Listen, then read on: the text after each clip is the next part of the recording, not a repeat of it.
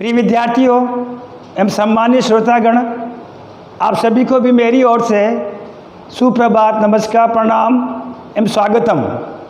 BSc भाग द्वितीय के समस्त विद्यार्थियों का आज के व्याख्यान प्रस्तुतिकरण में हार्दिक अभिनंदन।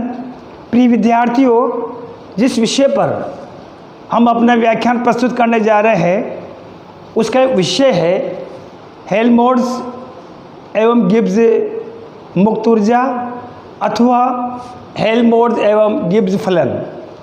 आइए इस विषय पर हम अपना आज के व्याख्यान प्रस्तुत करेंगे, जिसको बीएससी भाग द्वितीय के प्रश्न पत्र तृतीय के भौतिक रसायन विषय से अध्याय द्वितीय से इकाई द्वितीय से ऊष्मागतिक द्वितीय के रूप में चुना गया है।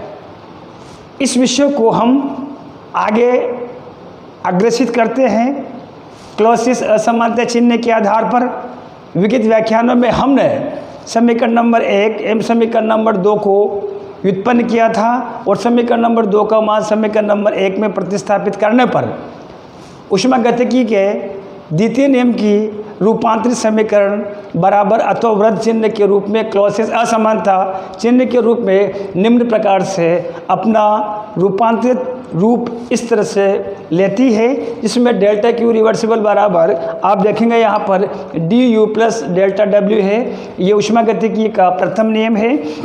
इस उसमें दूसरे इक्वेशन नंबर 2 को समीकरण नंबर 1 में हम प्रतिस्थापित करते हैं तो डी एस बराबर D u plus delta W upon T क्या होता है। आगे आप देखेंगे इसको टी डी एस बराबर अथवा वृत्त जो बड़ा जो चिन्ह है उससे डी यू प्लस डेल्टा डब्ल्यू के t d s minus d u is equals to और ग्रेटर देन डेल्टा डब्ल्यू, इसको समीकरण नंबर 3 रहते हैं। समीकरण नंबर 3 के आधार पर ही हम आगे हेल्महोल्ट्ज़ मुक्त ऊर्जा एवं गिब्स मुक्त ऊर्जा जो महत्वपूर्ण फलन है इनके मानों को सुपरिभाषित करते हैं। आइए समझने की कोशिश करते हैं।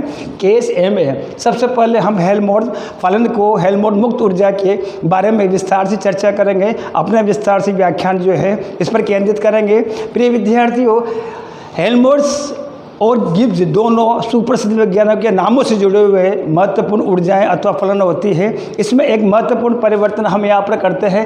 केस ए है हेल्महोल्ट्ज़ फलन जो है इसको प्रतीक के रूप में डी के द्वारा प्रदर्शित किया जाता है और ये वाला जो फलन है स्थिर तापमान पर सुपरिभाषित करता है।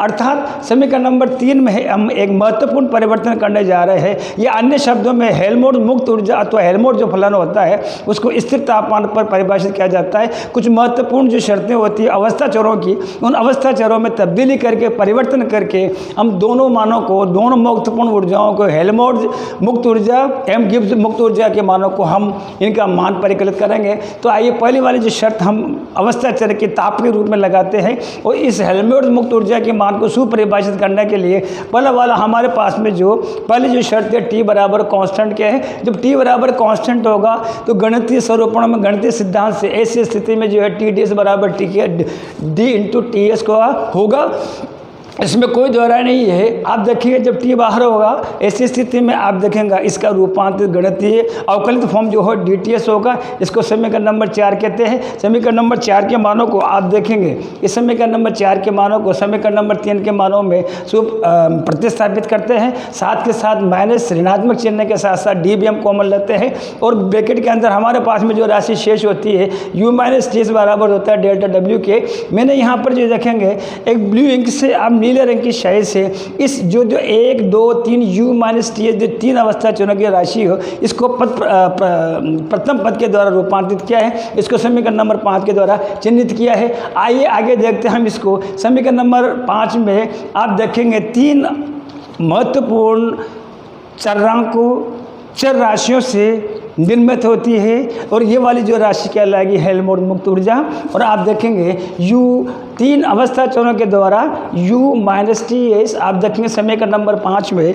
अब ये देखिए यहाँ पर समीकरण नंबर ये 5 में जो है U माइनस टी एस जिसको हमने प्रथम पद के द्वारा जो है रेखांकित किया है।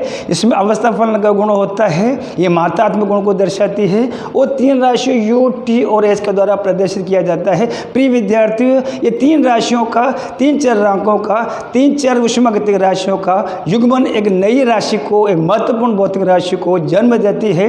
वो तीसरी महत्वपूर्ण भौतिक राशि जो फलन होती है उसको हेल्महोल्ट्ज़ ने अपने स्वयं के नामकरण के आधार पर इसको जो है हेल्महोल्ट्ज़ मुक्त ऊर्जा अथवा हेल्महोल्ट्ज़ फलन के नाम की दिया गया। अर्थात हम कह सकते हैं यहाँ पर A बराबर जो होता है U माइनस TS। फिर से समझने की कोशिश करते हैं। प्रिय विद्यार्थियों, समीकरण नंबर 5 में स्थिर तापमान की शर्त लगाने पर हमारे पास में जो अंतिम समीकरण प्राप्त होती है वो समीकरण जो है माइनस D को कॉमन लेने के पश्चात U माइनस TS के रूप में प्राप्त होती है। समीकरण नंबर 5 आप देखेंगे, इसमें ये जो वाली जो राशि हमारे पास में पहले वाली जो राशि है इसको हमने पद के प्रथम पद के द्वारा इसको जो है चिन्हित किया है।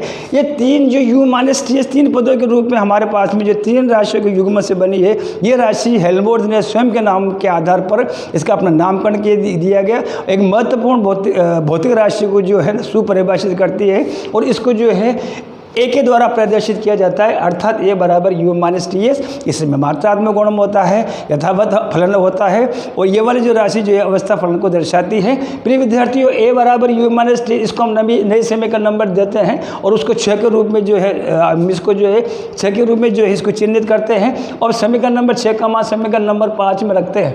रखने के उपरांत आप देखेंगे हमारे पास में एक रूपांतरित एक महत्वपूर्ण समीकरण जो है माइनस D ग्रेटर देन और अथवा इक्वल टू डेल्टा W प्राप्त होता है।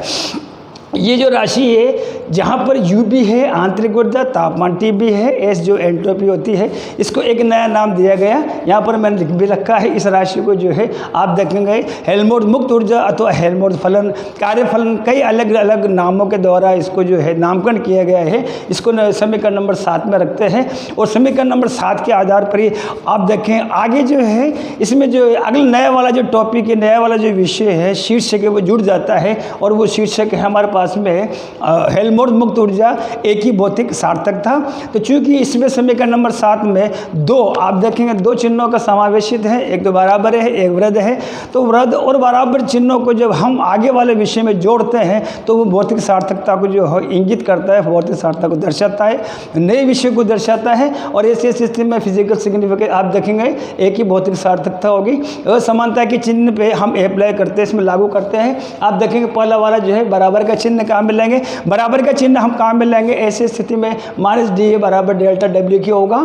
तो ये देखेंगे, इसमें देखेंगे आप प्रथम जो है बराबर का चिन्ह प्रयोग करते हुए माइनस D बराबर डेल्टा W की होगा। समीकरण नंबर 8 में देखेंगे जो बराबर होगा वो उत्क्रमणीय होगा। इसको साम्यावस्था की उत्क्रमणीयता की शर्त कहा जाता है। प्रिय विद्यार्थियों, संक्षिप्त में मैंने आपको आपकी याददाश्त के लिए स्मरण करने के लिए एक नया फॉर्मूला देखेंगे आप। साम्य अवस्था के लिए उत्क्रमणीयता की शर्त सा को यहाँ से उठाया है, ऊ को यहाँ से उठाया है, अर्थात साउ की शर्त का पालन करता है। यदि दाईं ओर राशि और बाईं ओर राशि में यदि कोई विभेदन नहीं होता, दाईं ओर वाली राशि और बाईं ओर राशि का मान समान परीक्षित किया जाता है, समान परिकृत किया जाता है, ऐसी स्थिति में यह कहा जाता है कि ये तंत्र जो है साम्यावस्था की उत्क्रमणीय शर्त का पालन करता है। केस सेकंड जो है आने वाले व्याख्यानों में हम चर्चा करेंगे और नए विषय के साथ में, नए टॉपिक के साथ में जो है आप सभी के मध्य उपस्थित होकर के उस पर अपना व्याख्यान प्रस्तुत करेंगे। फिर से आप सभी को धन्यवाद, कोटि कोटि आभार।